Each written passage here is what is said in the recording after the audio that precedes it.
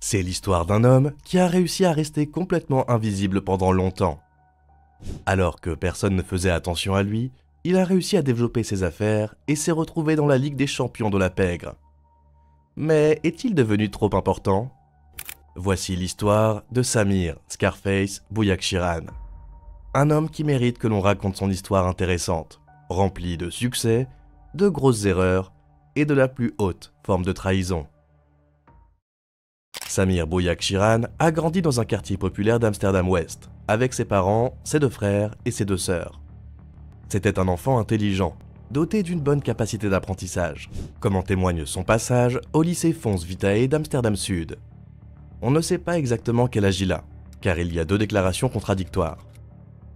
La page communautaire de son ancienne école indique qu'il est né le 22 avril 1980, tandis qu'une autre source mentionne 1979 comme année de naissance. Au fur et à mesure qu'il grandissait, son entourage est resté relativement discret, et il n'y a qu'une seule photo de lui sur internet. Il n'était pas quelqu'un qui avait des problèmes avec la justice, et était souvent arrêté. Ce que l'on sait, c'est qu'il était déjà conscient du fait que garder un profil bas lui conviendrait mieux. Pendant son adolescence, il est impliqué dans des délits mineurs, et se dirige lentement vers une carrière dans la pègre.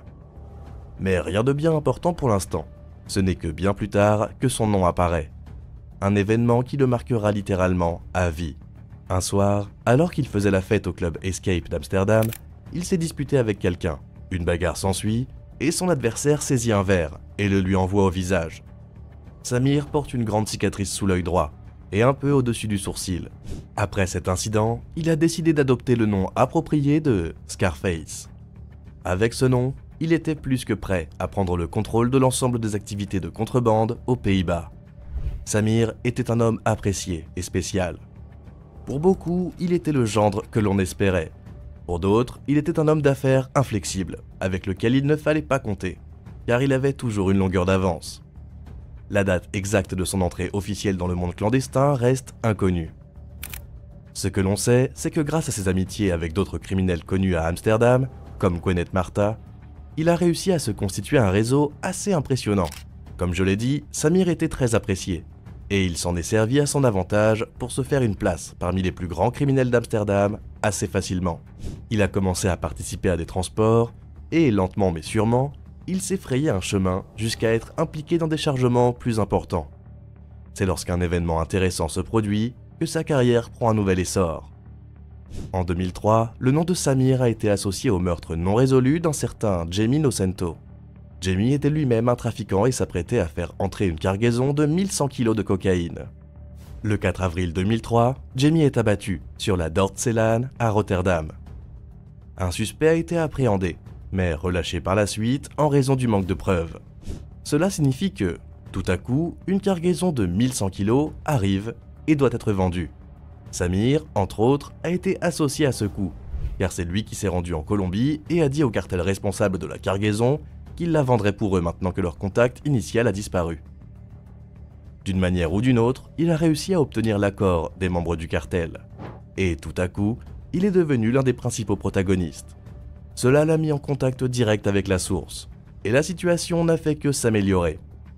Si vous voulez des preuves concrètes que Samir était un gros poisson dans l'affaire de la cocaïne, c'est qu'il était l'un des rares à être en contact direct avec la source, et qu'il n'y avait rien d'autre à faire. Samir était l'un des rares contrebandiers aux Pays-Bas à être autorisé à apposer son propre cachet sur les briques de cocaïne. Le fait d'apposer son propre sceau sur ces briques est un signe de suprématie, ce qui était désormais le cas. Les années suivantes, Samir prit une décision intelligente et se fit discret pendant un long moment. Il n'était pas du genre à dépenser son argent à Amsterdam dans les clubs ou les magasins de luxe pour attirer tous les regards sur lui. Samir a fait exactement le contraire. Il était déjà trop important pour Amsterdam. Il n'avait plus rien à prouver. Il a déménagé et vécu entre Dubaï et Malaga. Dans ces deux villes, il a acheté de nombreuses propriétés tout en continuant à faire entrer de grandes cargaisons de cocaïne dans les ports d'Anvers et de Rotterdam. À ce stade, rien ne pouvait l'arrêter. Son lien direct avec les Colombiens était plus fort que jamais, car il parvenait toujours à vendre les cargaisons rapidement et à faire de bonnes affaires. Ce qui lui valait une grande confiance de leur part. Ce n'est qu'en 2008 que son nom refait surface. Il s'est enregistré en Espagne en tant qu'investisseur immobilier, très probablement pour passer pour un homme d'affaires légitime auprès du gouvernement. Mais ce n'est que le 14 juillet 2010 que Samir a eu de sérieux ennuis pour la première fois.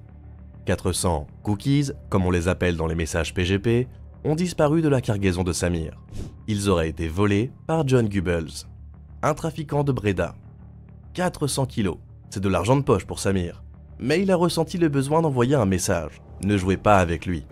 C'était l'une des premières fois qu'il devait le faire, et il voulait bien faire. Mais il ne s'attendait absolument pas à ce que cela se produise. John voulait payer, mais il avait besoin de plus de temps. Samir a voulu accélérer le processus et a envoyé un groupe d'anglais chez John pour faire pression. Ils ont frappé, donné des coups de pied, mais personne n'a ouvert. Le groupe pensait qu'il n'y avait personne dans la maison. L'un d'entre eux décide donc de tirer sur la maison avec son arme. Il était loin de se douter que Danny, le fils de John, était assis derrière l'ordinateur et que sa mère se trouvait également dans le salon. John était déjà au lit. Les balles tirées ont traversé la maison, atteignant Danny et sa mère. Danny a été mortellement touché et sa mère a été légèrement blessée. Ce n'était absolument pas l'intention de Samir. Ce qui était de sa faute, c'est qu'il avait engagé quelqu'un connu pour être une tête brûlée et faire des choses imprudentes. C'est cet homme, Alistair, qui a pensé que ce serait une bonne idée de tirer ses coups de feu. La mission consistait à faire pression sur John et à l'effrayer pour qu'il paie, mais absolument pas à ôter la vie de son fils. Samir a été interpellé pour cet incident lors du vol entre Dubaï et l'Espagne. Mais il a été relâché peu de temps après, car il avait un bon alibi. Les procureurs ont tenté de le présenter comme l'un des tireurs, mais son alibi était solide et à l'épreuve des balles. Il se trouvait en Espagne au moment des faits. Samir a demandé à son homme le plus haut placé de servir de médiateur entre les deux camps. Et depuis lors, on n'en a plus entendu parler. Ce qui s'est passé, c'est que de nombreux membres de la pègre ont méprisé Samir pour ce qui s'est passé et ont cessé de traiter avec lui. Comment lui, qui vend tant, a-t-il pu faire cela à un innocent pour une cargaison de seulement 400 kilos ? Samir n'a jamais eu à faire face à des répercussions sérieuses pour la perte de Danny Goebbels. Il s'est contenté de vaquer à ses occupations et de reprendre ses activités là où il les avait laissées. Ce n'est qu'en octobre 2012 qu'un événement capital pour la vie de Samir s'est produit. Le 18 octobre, Najeb Boubou est liquidé à Anvers. Cet événement marque le début de la querelle des Mokro. Une querelle qui fait rage depuis plus d'une décennie aux Pays-Bas et qui a causé beaucoup de tragédies, et qui continue à le faire. Ce qui est arrivé à Najeb est dû à un différend concernant une cargaison manquante de 200 kilos. Samir n'y est pour rien.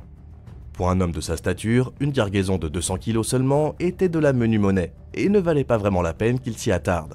Mais la perte de Najeb a bouleversé l'ensemble des relations et cela a eu un effet sur Samir. Najeb était le bras droit et le confident de Gwenet Marta. Gwenet était l'un des principaux protagonistes d'Amsterdam à l'époque. Peu après ce qui est arrivé à Najeb, Gwenet a été emprisonné pour avoir planifié des représailles contre l'homme qui avait tué Najeb. Le groupe de Gwenet s'est donc retrouvé sans chef. C'est là que Najib Ziggy Imish entre en scène.